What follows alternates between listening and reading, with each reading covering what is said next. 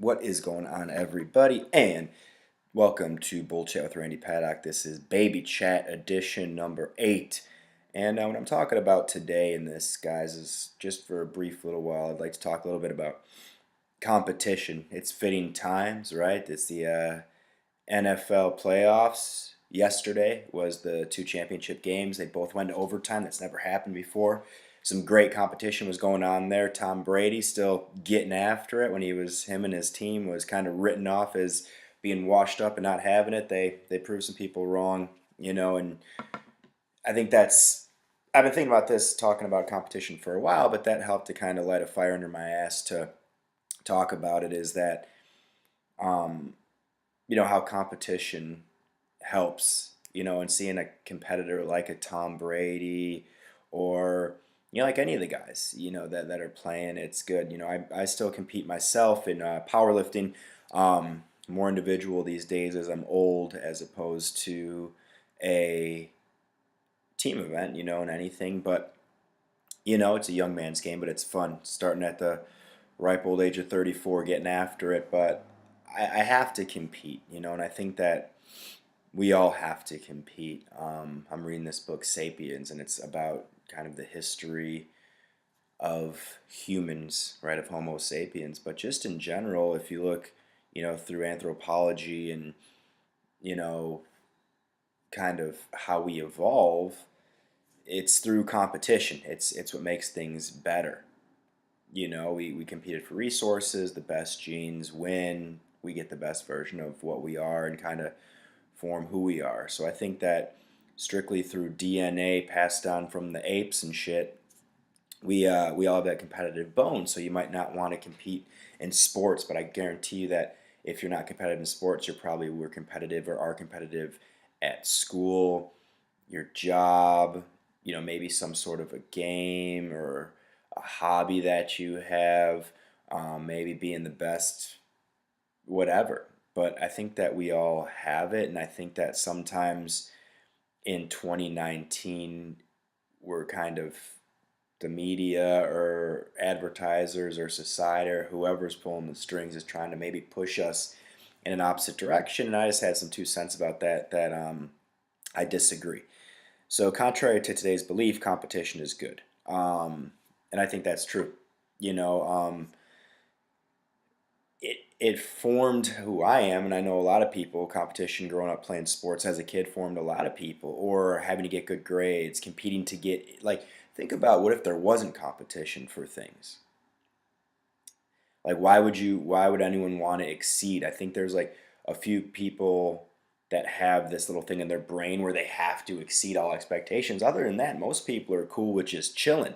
So if there wasn't reasons to compete, i.e., getting into like a good college or getting on a team or getting a certain job or even a certain mate or sexual partner, like why, no one really would, and we'd all be living in like mediocre land. I feel like I'm glad that there's a competition to get into the best, doctors programs at the best schools, to go to the best hospitals, so that if me or anyone I care about ever has a problem, there's someone that's the best at their field can fix it.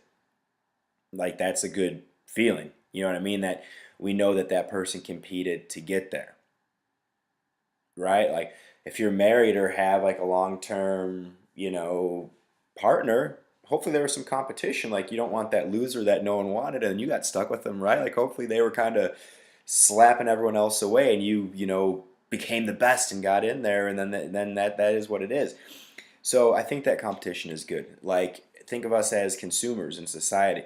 Even if you're a new age kind of person that doesn't like competition or thinks that it's ugly, you love it in this way. There's 50 fucking different places you can go get a cheeseburger, right?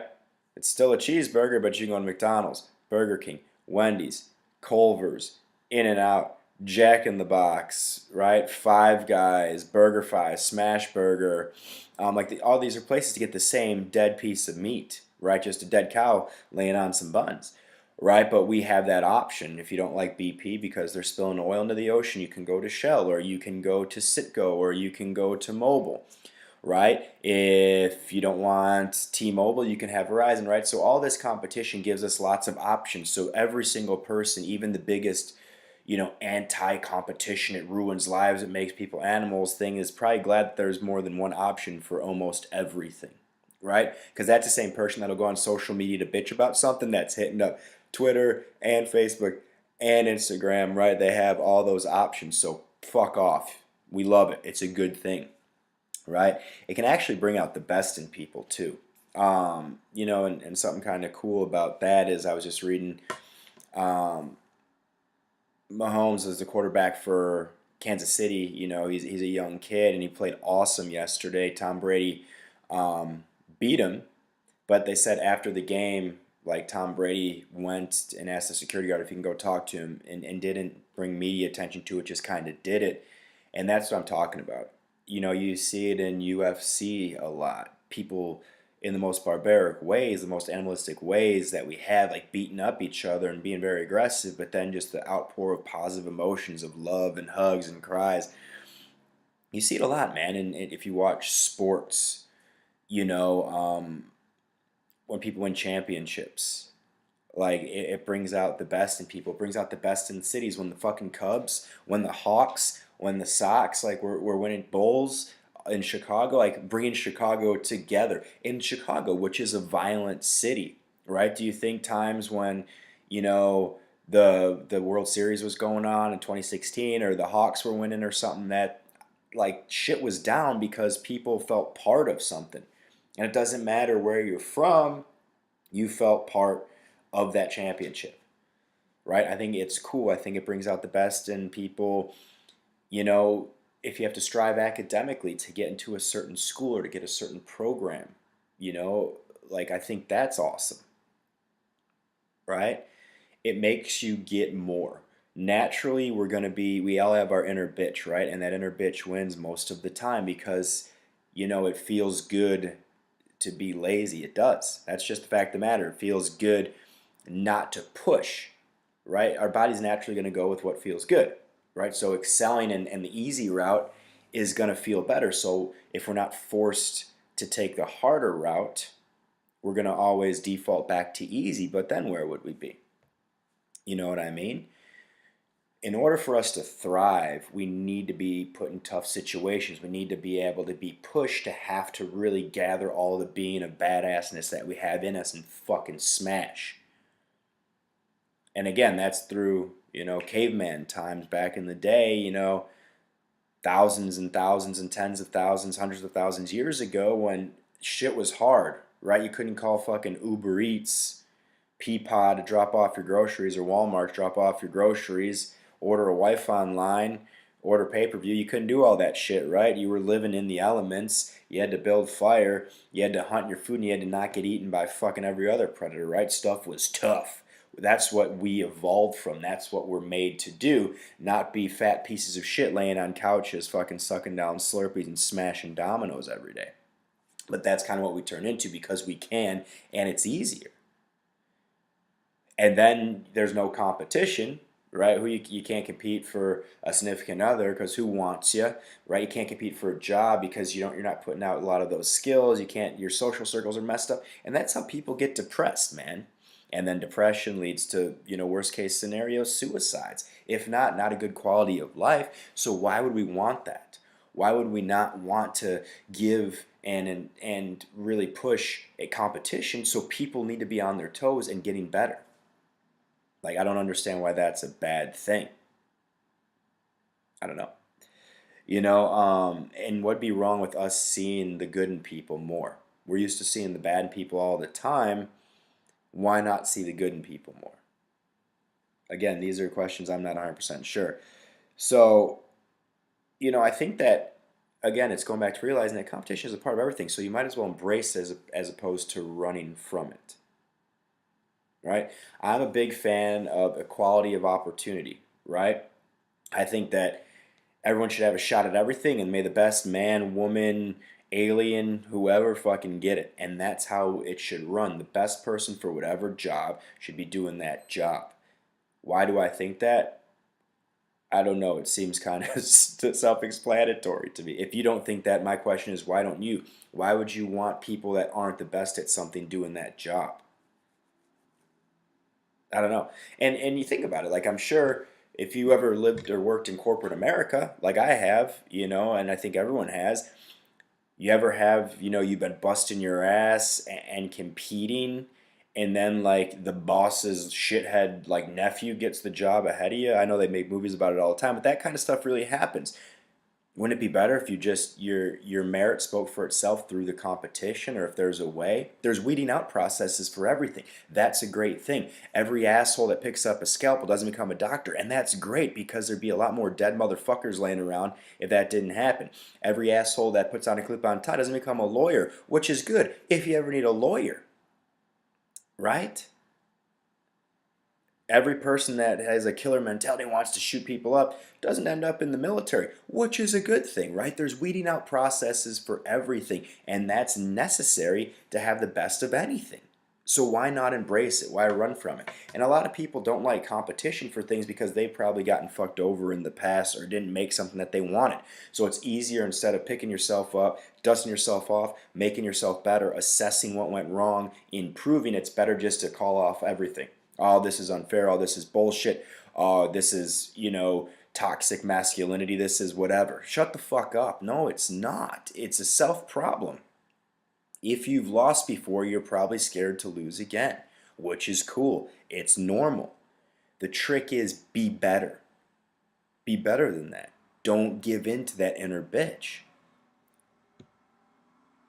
Take some time to really assess yourself and see where the flaws are and fix them. That's the cool thing about living, man. Livin, is that you can do that. We can build upon anything. We're a crazy creature, man, with huge brains and unlimited capabilities that all you have to do is tap into it. So instead of watching Netflix for 10 fucking hours, read a book, right? Take a class, go outside, interact with people, go to a seminar, invest some of your money in learning and getting better instead of buying the new fucking Jordans, right? But no, it's just easier not to. So, if you want to get better at anything, you have to compete. How will you ever know if you're good at anything if there's not a barometer, right? If there's not some sort of a way to judge, right? If I think I'm a super good cook because I cook for myself, how would I know how good I am if I never like cook for someone else, right? That'd be the competition, right? Or if I never tested myself, how would I know? And then how could I get better? And that's the thing. That's something I like about powerlifting, is that it's you versus you. It's like the same with like any individual sport, jiu-jitsu, or if you're not into like physical things like that, like golf or something, is that it's you versus you. So when I'm in my powerlifting competition, like it's me, my 3 lifts, right? And I get what I get. And if I fuck up, I can see where I fucked up, and then I go to work on that in the off season and make it better for the next competition. I just don't be like, no, it's over. I can't ever get any better. That's the cool thing about building your body, but you can also do that with your mind, right? If you didn't get that job, if you didn't get that promotion, if you didn't get into that school, whatever, good. Why not? Fix that, get better, and then try again. If you get shut down from a school, there's no limit to the times you can apply. If you miss that promotion and you still have the job, you can still get promoted. Things can happen. But most people just give up and start blaming other people about it, or blaming competition or whatever, as opposed to embracing, hey, this is part of life that's awesome, that actually makes life better. I can either run with it or run from it. I'm going to run with it. I'm going to fucking get huge. So, like, think about this. This is my beef too, and I sound like a, crotchety old man, but whatever. That's my problem with participation trophies, with kids in Little League and all this is it's giving them an award for just showing up. Imagine if you had that kind of attitude towards life, like showing up was enough. What if you're a fucking parent? Well, I'm here. Is that parenting? Right? If you're in the same vicinity as your kid, in the same house or something, well, I showed up. Like, no, we don't accept that. So why should we accept that? Like why should we try to create that culture with teaching people, especially young kids, that there's not winners and losers? Hey, life's rough. Get a helmet. Eric Matthews said that, and he's right on. Guess there's winners and losers in life. You do not get everything you want. You're going to get told no. You're going to lose things. You need to understand that that's a reality. Kids need to understand that that's a reality. So why would we start just like, oh, well, you made it. Here you go. Oh, good job. Here. You came today. Your parents got you here. They're not complete fucking degenerates. No, man. Absolutely not. That's not a good attitude to have attacking life, if that showing up's enough, right? I went to college, quote unquote, but for the first 4 years, I just had that showing up mentality most of the time, right? I just showed up at class. I wasn't learning. I wasn't applying stuff. I wasn't being the best I could be in all my classes. So I was there. I was technically going to school, but was I? Was I learning? And then I'm like pissed because my grades aren't good, but hey, I was at every lecture. No, it doesn't make any fucking sense. Showing up is not enough for anything. That's the first part of the battle. Maybe it's the hardest part in some battles, but you have to show up and then you have to go. And we need to teach people that mentality, that attitude of, well, I'm here, is not cool, and it doesn't work, and it's not going to get anywhere you want to be. I guess you could have it, but get used to not having what you want. And then don't complain about it. But I'm sure if you're the kind of person that thinks that you should get, things thrown at you because you showed up, you're going to complain about it anyways. So another thing about, competition is like self-love and self-hate. So, with competition, it can provide, like, you can see the goodness in you. A lot of us have some form of self-hate, some form of self-hate in us. Maybe hate's a strong word, but we all have things that are in us that we do not like, right? We have tendencies we might not like. We have things that we do we might not like. We have decision-making processes that we just maybe continually make that we know we shouldn't. So we can start to create like a negative image to ourselves sometimes, and some self-hate. I do this to me. There's times where I know I'm making bad decisions. Like, what the fuck you doing, Randy? But I do it anyways. And then I get down on myself, and it creates this vicious cycle and this spiral, and I don't feel good. Well, what makes me feel good is when I'm competing and getting some of that self-love back. Remember that, oh yeah, I am in control. Like if I feel like I'm out of control, and again, I'm not, but that spiral goes on where I make a bad decision, leads to another, leads to another, leads to another. I'm like, fuck, man. And I just down on myself. I feel like shit. I'm beating myself up. You know what I do? I go to the gym and I smash some weights, right? I set some goals and I hit them and I remember, okay, I can do this. I'm in control, right? Or I do my dishes, right? And I make it a competition. How fast can I do this, right? How quick can I do? I make a game for myself or some sort of thing where I can get back control and feel good. And then I remember, oh yeah, I'm good. I like me. Those stupid little decisions, that doesn't define me. I'm in control. I'm running the ship. The inner bitch is not. That's a great thing, and that's something I suggest to everybody because I know we all have that problem, and we all go down that spiral, of bad decision equals self, doubt or yelling at yourself or hating on yourself, which leads to another bad decision, which leads to more, negativity, and so on and so forth. And then there's just days you just feel like bleh, like shit, you're not worth it, and that could lead to even bigger bad decisions. Maybe then you get into a bad relationship because you think you deserve it, or you stay at a shit job because you think you deserve it, or you don't speak up for yourself and you just kind of get stepped on by people because you think you deserve it. Fuck that, man. Take control. Compete with yourself. Win. Hit those goals. Feel that self-love, man. That's a good thing.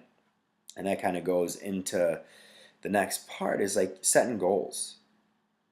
Like, you need something to go after. That builds character. Right? If you remember what's in Vince Vaughn in Dodgeball, he's like, I never set goals because then I'm not disappointed when I don't hit them, right? Like, imagine if that was your thought process. And a lot of people do things like that. It's called playing not to lose as opposed to playing to win. I know it sounds like they're the same thing, but they're not. Playing not to lose is kind of the safe bet at all times, just kind of coasting, maintaining. Playing to win is setting a goal and getting after it. And that's going to build character. Again, that hardship, putting yourself through a grind. That's why I like, in powerlifting competitions, it's a 12-week, prep. of putting yourself through a grind, consistency, having a goal, getting after it, and it feels good, man. I feel like I'm in control. And you could do that with anything. Setting goals for yourself. Put something on the map. If you need something to do, I don't know, start with something physical. Put down a 5K, ride a 10K, a marathon. Sign up for a powerlifting event or a physique competition or, a smoker boxing fight or a BJJ competition, right? Or a first class or, a trip that you're going to and you want that, smoking hot bod, whatever, whatever. But put something on the calendar, put something down, set a goal, and start getting after it. Compete with yourself, compete with that inner bitch, win, get that self-love. That's how you do it. That's how you build character. And once you're beating your ass and grinding this shit out, all the day-to-day bullshit that we do is little and minuscule. It's chilling, man. You're chilling. It ain't that big of a deal because you already done fucked yourself up for the day. If you smash some heavy squats for the day, ate an awesome meal, right? Like you did some hard stuff, like that asshole that cut you off, it ain't gonna make you go off the handle. You're like, all right then, right? And then what you can do too is you're going to start to expand on your circle, your inner circle, and that's going to make you better as well because you're going to start seeking out people that are better.